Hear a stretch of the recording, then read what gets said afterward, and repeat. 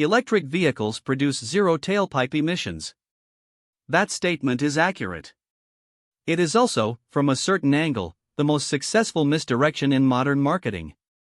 Because an electric car is only as clean as its supply chain, and lithium, the element powering that quiet revolution, doesn't arrive in your battery pre-refined and guilt-free.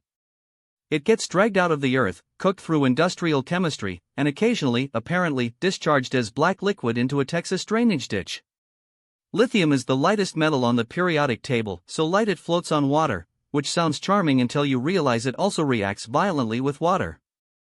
Every EV battery needs it.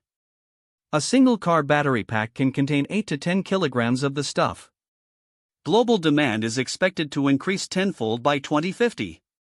That demand doesn't get met by wishing. It gets met by refining enormous quantities of or into battery-grade lithium hydroxide, one industrial step at a time. Lithium refining is, at its core, aggressive chemistry. Raw spodumene ore gets roasted at around 1000 degrees Celsius, then treated with sulfuric acid, then filtered, then precipitated through multiple wash stages. At each step there are byproducts, spent acid streams, process water contaminated with heavy metals, slurries that range in color from mildly concerning to definitely do not touch. This is not unique to Tesla. It is what lithium refining looks like.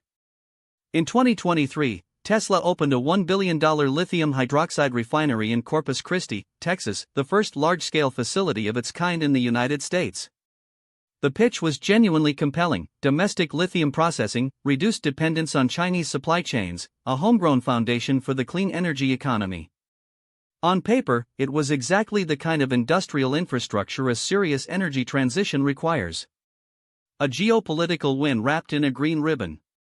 Then the Nueces County Drainage District took a routine walk along their drainage ditch. Routine, meaning, check for debris, maybe some invasive vegetation, the sort of civic maintenance nobody films documentaries about.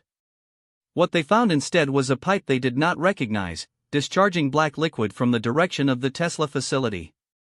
Nobody had notified the drainage district about the pipe. The pipe had not, in any meaningful sense, introduced itself. Black wastewater from a lithium refinery could be several things, none of them ideal dinner party conversation. Process water darkened by carbon residues from ore roasting. Manganese or iron compounds leaching from mineral concentrates. Sulfide byproducts from acid treatment stages. Without independent chemical analysis, you can't say exactly what it was. What you can say is that it was exiting through a pipe that didn't appear on anyone's permit documentation, heading somewhere it apparently was not meant to go. Industrial discharge in the United States is regulated under the Clean Water Act, which requires permits for any pollutant entering navigable waters or connected drainage.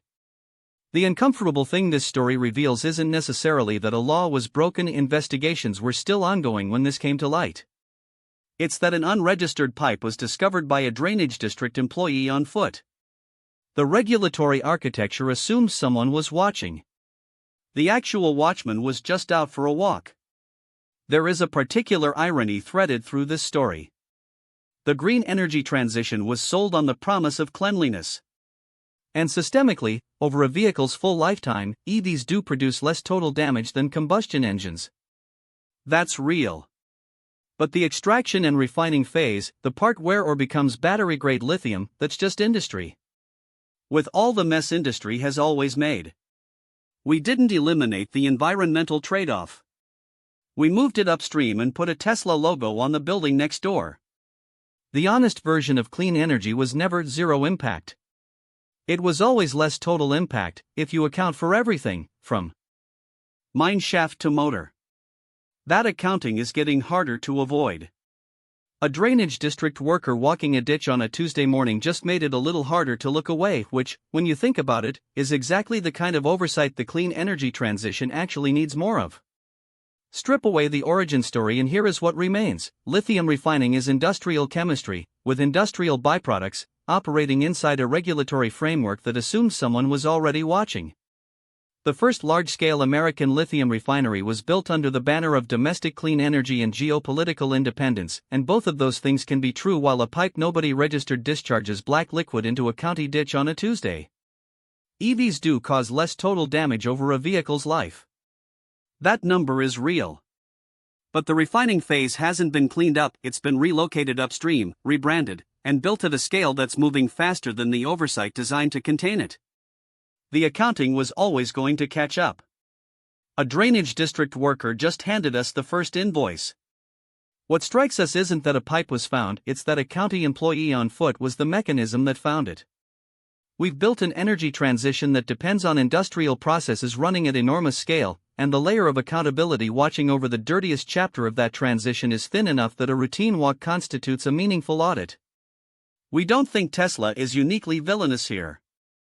We think this is what moving fast on climate actually looks like when the infrastructure of oversight doesn't move at the same speed. And that leaves us sitting with a question we haven't heard anyone ask out loud: if the honest version of clean energy was always less harm, not no harm, then who exactly agreed to measure the harm, and do they have enough people to walk all the ditches?